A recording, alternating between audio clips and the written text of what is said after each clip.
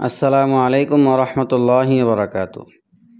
হযরত আবু যর গিফারী রাদিয়াল্লাহু তাআলা আনহু বলেন, নবীজি সাল্লাল্লাহু আলাইহি সাল্লাম আমাকে বলেছেন, ইত্তাকিল্লাহা হাইসুমা কুনতা ওয়াত্তাবি'is সাইয়্যাতাল হাসানাতা তামহুহা ওয়া খালিকিন নাসা বিখুলুকিন হাসানিন।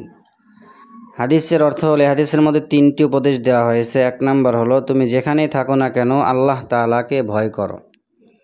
তো এখানে আমরা যেখানেই থাকি আল্লাহ তাআলাকে ভয় করতে হবে। যদি আল্লাহর ভয় আমাদের দিলের মধ্যে থাকে তাহলে আমাদের জন্য গুনার কাছ থেকে বেঁচে থাকা সম্ভব। অনেক গুনার কাজ আছে আমরা লোক সমাজে করতে পারি না, পিতামাতার সামনে করতে পারি না, সন্তানের সামনেই গুনাহ করতে পারি না, কিন্তু একাকী থাকলে আমরা ওই গুনার কাজটা করি।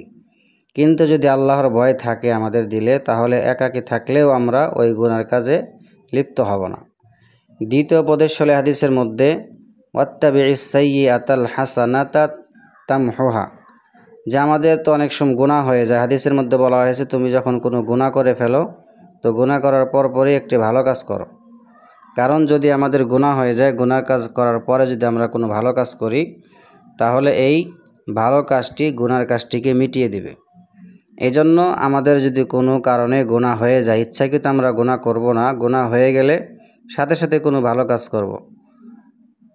যেমন আপনি কোনো সূরা তেলাওয়াত করতে পারেন, ইস্তেগফার, দুরূদ ইত্যাদি, অথবা নফল নামাজ আদায় করা, এইরকম যে কোনো নেক আমল করা, গুনাহ হয়ে গেলে সাথে সাথেই নেক আমল করে নেওয়া।